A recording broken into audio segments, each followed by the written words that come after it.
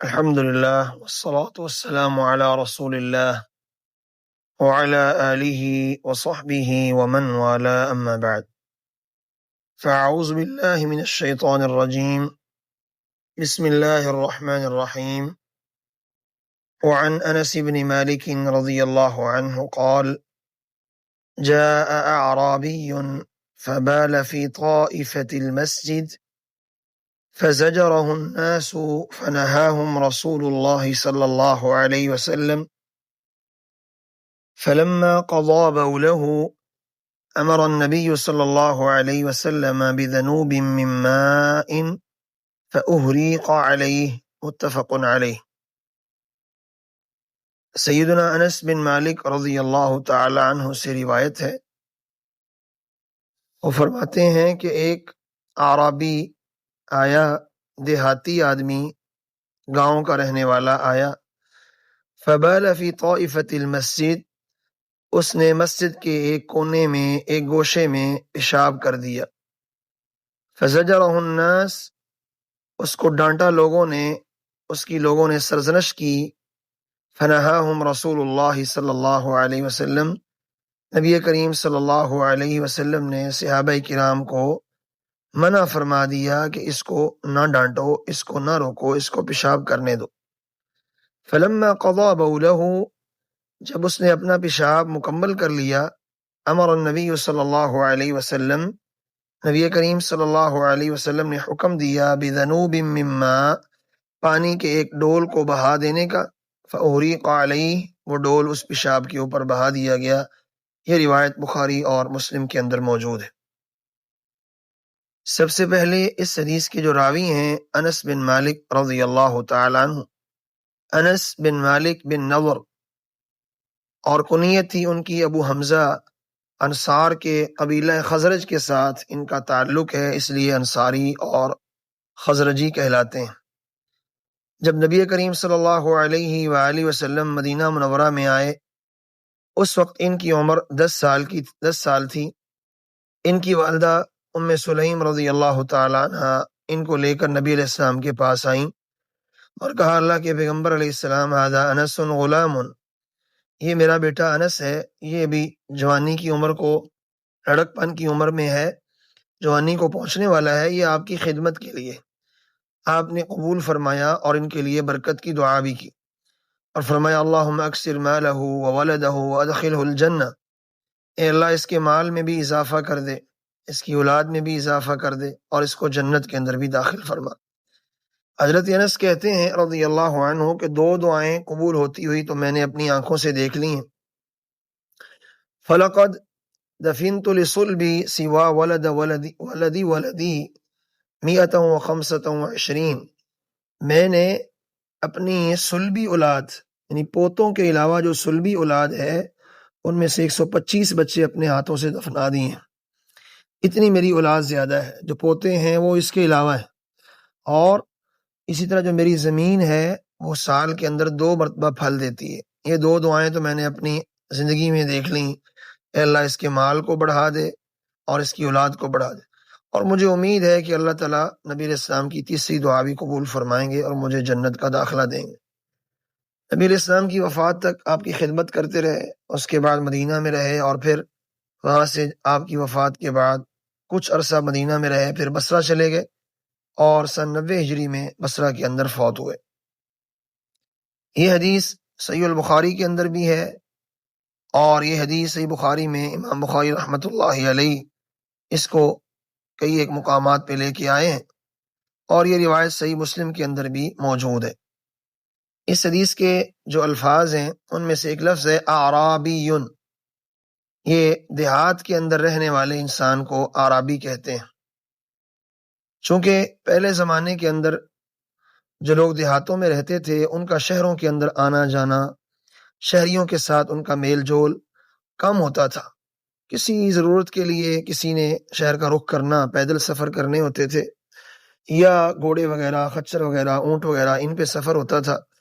تو شہری لوگوں کے ساتھ جو تہذیب اور تمدن کو اچھی طرح سے سیکھنے والے اور جاننے والے، ان کے ساتھ ان کا میل جول انتہائی کم ہوتا تھا، جس کی وجہ سے یہ لوگ اتنے ادب و آداب سے واقف نہیں ہوتے تھے، جہالت ان کے اندر غالب ہوتی تھی۔ اسی طرح ہی کوئی حال اس صحابی کا بھی ہے جو یہاں مسجد نبوی میں تشریف لائے ہیں۔ چونکہ دیہاتیوں کی عادت ہوتی ہے، ان کو جب بھی حاجت ہو پیشاب وغیرہ کی تو وہ جہاں بھی جگہ ملے وہیں بیٹھ جاتے ہیں۔ وہ یہ نہیں دیکھتے یہ جگہ کون سی ہے، یہاں لوگ ہیں نہیں ہیں۔ تو چونکہ وہ اتنے تہذیب تمدن سے اتنے آشنا نہیں ہوتے تو وہ یہ کام کرتے ہیں۔ تو یہ صحابی بھی چونکہ دیہات کے رہنے والے تھے، لہٰذا انہوں نے بھی مسجد نبوی کے ایک کونے میں صحابہ کی موجودگی میں پیشاب کرنا شروع کر دیا۔ تو صحابہ کرام رضوان اللہ علیہ مجمعین نے اس کو ملامت کرنا شروع کر دی، اس کو ڈانٹنا شروع کر دیا، اتنا برا کام کر رہے ہیں، اتنا برا فعل کر رہے ہیں، پاک جگہ کو ناپاک کر رہے ہیں۔ بلکہ بعض صحابہ کرام تو اس کو مارنے کے لیے بھی دوڑے، لیکن نبی کریم صلی اللہ علیہ وسلم رحمت للعالمین تھے، رحمت بنا کے بھیجے گئے تھے۔ تو آپ صلی اللہ علیہ وسلم نے فرمایا رک جاؤ، اسے کچھ نہ کہو، اسے اب پیشاب کر لینے دو، کیونکہ اس وقت اس کا پیشاب روکنا کئی ایک چیزوں کے خرابی کا باعث بنتا۔ ایک تو یہ خرابی ہوتی، پیشاب روکنے سے اس بیچارے کا نقصان ہو سکتا تھا طبی لحاظ سے، اور دوسرا اگر وہ پیشاب وہاں اس کو ڈانٹتے، وہاں سے اٹھاتے، پیشاب اگر نہ رکتا تو جگہ زیادہ خراب ہونے کا اندیشہ تھا، اور تیسرا اس کے کپڑے اور اس کے بدن کے بھی خراب ہونے کا اندیشہ تھا۔ تو گویا کہ اگر وہ وہیں پیشاب کرتا ہے تو ایک خرابی آتی ہے، اور اگر اس کو وہاں سے اٹھا کے پیشاب کرواتے ہیں تو کئی خرابیاں آتی ہیں۔ تو اس لیے نبی علیہ السلام نے ایک خرابی ہونے دی، کئی خرابیوں سے بچا لیا، فرمایا اس کو ذرا جو کرتا ہے کر لینے دو۔ جب وہ صحابی اپنے اس کام سے فارغ ہو گئے تو آپ صلی اللہ علیہ وسلم نے حکم دیا پانی کا ایک ڈول لے کے آؤ اور اس کے پیشاب کے اوپر بہا دیا جائے۔ یہی اس کی باب المیاہ کے ساتھ مناسبت ہے کہ پانی جہاں انسان کی حدث کو دور کرتا ہے، جہاں انسان کی جو باطنی ناپاکی ہے، بے وزگی ہے، اس کو دور کرتا ہے، نجاست جو منی کے انزال سے ہوتی ہے اس کو دور کرتا ہے، وہاں یہ ظاہری نجاستیں ہیں جو پیشاب وغیرہ کسی جگہ پہ لگ گیا ہے تو اس کو بھی پانی صاف اور پاک کرتا ہے۔ نبی علیہ السلام نے پھر اس صحابی کو بلایا، دیہاتی کو، عرابی کو، انتہائی شفقت کے ساتھ غصہ کیے بغیر اس کو تعلیم دی، ان المساجد لم تبن لہذا، میرے صحابی یہ مسجدیں گندگی پھیلانے کے لیے، پیشاب کرنے کے لیے نہیں ہیں، انما ہی لذکر اللہ والصلاۃ وتلاوت القرآن او کما قال علیہ السلام، یہ مساجد تو نماز کے لیے ہیں، اس میں نماز پڑھیں، قرآن مجید کی تلاوت کریں، اللہ کا ذکر کریں، اس میں عبادات انجام دیں، یہ اس لیے بنائی گئی ہیں۔ تو صحابی آپ صلی اللہ علیہ وسلم کی یہ تعلیمات سن کے انتہائی جو ہے وہ مطمئن ہو گئے، چونکہ یہ لفظ اس میں ایک آیا ہے ذنوبا من ماء، ذنوب عربی زبان میں ایسے ڈول کو کہتے ہیں جو پانی سے بھرا ہوا ہو، وہ ڈول جو بڑا بھی ہے اور پانی کے ساتھ لبالب بھرا ہوا ہے اس کو ذنوب کہا جاتا ہے۔ یہاں ایک لفظ استعمال ہوا ہے احریقا، چونکہ یہ سماعت کرنے والوں میں اہل علم لوگ بھی ہوتے ہیں، طلباء فضلاء بھی ہوتے ہیں، تو ان کے لیے یہ بات ہے احریقا، یہ اراقا یریق اراقتاً سے ہے۔ تو اریقا میں جو حمزہ تھا اس کو پہلے ہا کے ساتھ چینج کیا تو بن گیا حریقا، پھر ایک اور حمزہ زائدہ اس ہا کے شروع میں لگا دیا گیا تو بن گیا احریقا۔ تو یہ اصل میں اراقا یریق سے بعض دفعہ اس کا مادہ بچوں کو نہیں ملتا، طلباء کو، کہ یہ لفظ کون سا آ گیا ہے، یہ مادہ کون سا ہے، تو یہ اس لفظ سے جس کا معنی ہوتا ہے انڈیلنا، بہانا۔ تو نبی کریم صلی اللہ علیہ وسلم نے ایک ڈول پانی کا بہانے کا حکم دیا ہے کہ اس کے پیشاب کی جگہ پہ ایک پانی کا ڈول جو ہے وہ بہا دیں تو اس سے اس زمین جو ہے وہ پاک ہو جائے۔ اس حدیث سے جو مسائل اخذ ہوتے ہیں، جو باتیں ہمیں سمجھ آتی ہیں، ان میں سے ایک بات تو یہ ہے کہ انسان کا پیشاب اور انسان کا فضلہ یہ ناپاک ہے، یہ جگہ پہ لگ جائے، زمین پہ لگ جائے تو وہ زمین بھی دھوئی جائے گی،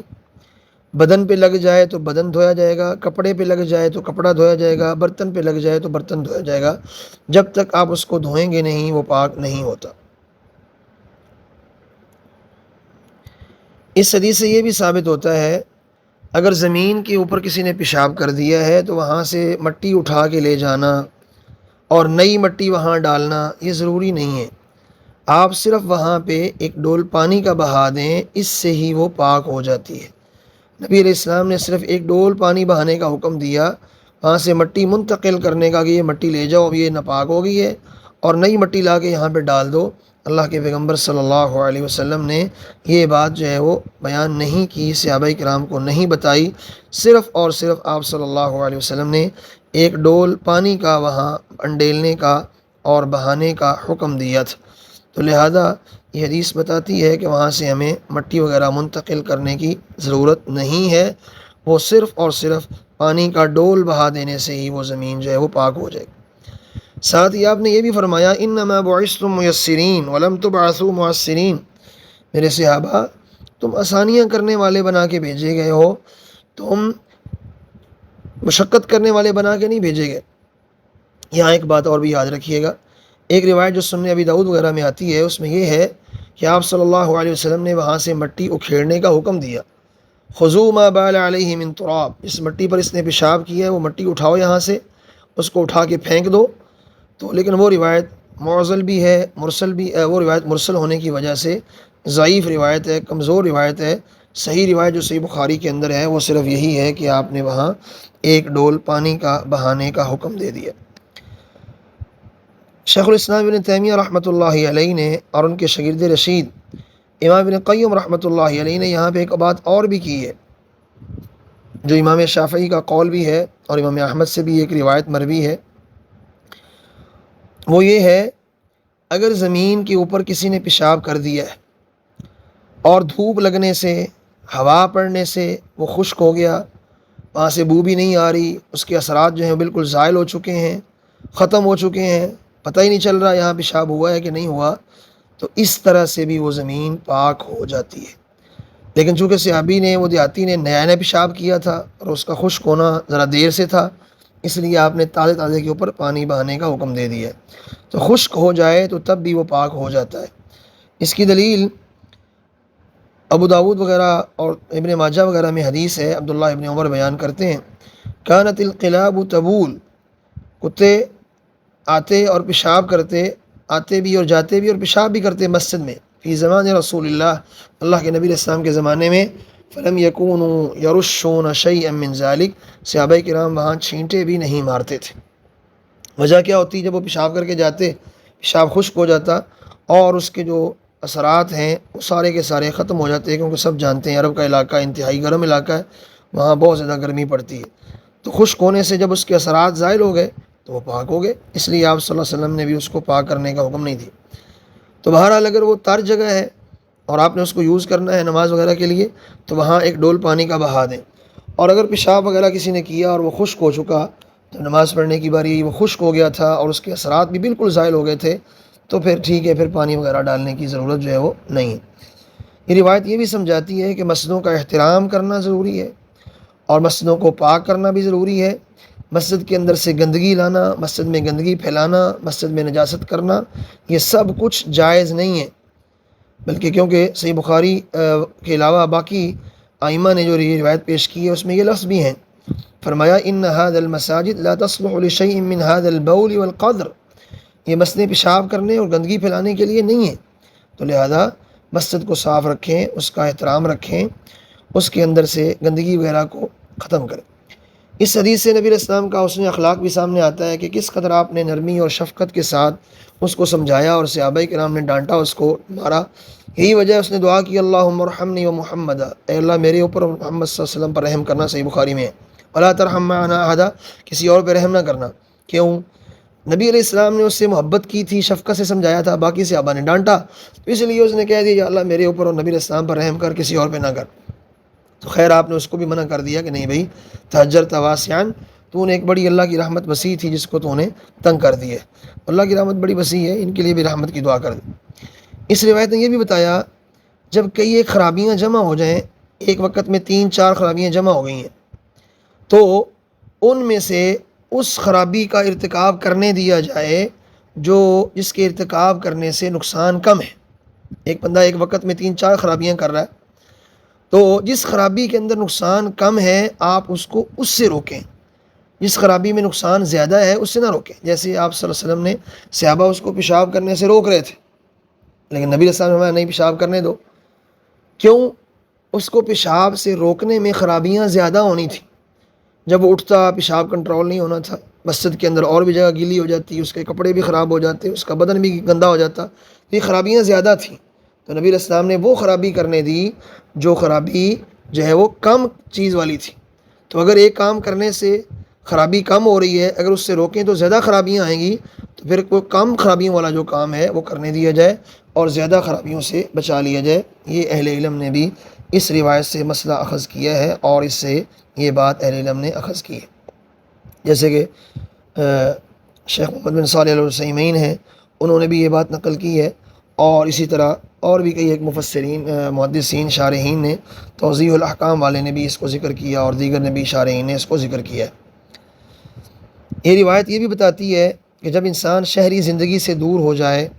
لوگوں کے ساتھ جو پڑھے لکھے لوگ ہیں اس سے اس کا میل جول کم ہو جائے، تو اس سے انسان کے اندر سرکشی بھی آتی ہے اور انسان کے اندر جہالت بھی آتی ہے، اور انسان کے اندر اس طرح کی چیزیں جو ہوتی ہیں وہ آ جاتی ہیں، ادب و آداب سے محروم ہو جاتے ہیں۔ یہ روایت یہ بھی بتاتی ہے جب جاہل کو تعلیم دینی ہو تو نرمی کے ساتھ اس کو تعلیم دینی چاہیے۔ جاہل کو تعلیم دیتے وقت جو ہے وہ نرمی والا لہجہ اختیار کیا جائے، اس کے ساتھ سخت رویہ اختیار کرنا، اس کے ساتھ جو ہے وہ سختی کرنا، یہ نبی کریم صلی اللہ علیہ وآلہ وسلم کی سنت کے اور آپ صلی اللہ علیہ وسلم کے طریقے کے منافی ہے۔ آپ صلی اللہ علیہ وسلم نے جاہل کو انتہائی نرمی کے ساتھ جو ہے وہ تعلیم دی ہے، نرمی کے ساتھ اس کو سمجھایا ہے۔ اس روایت سے یہ بھی ثابت ہوتا ہے کہ مسجد میں پیشاب کرنا حرام ہے، اسی لیے صحابہ نے اس کو ڈانٹا، اور نبی علیہ السلام نے ان کو ڈانٹنے سے تو نہیں منع کیا، لیکن جب صحابہ نے اس کو پیشاب روکنے کا حکم دیا تو اس سے آپ نے منع کر دیا، یعنی پیشاب روکنے کا حکم نہ دو۔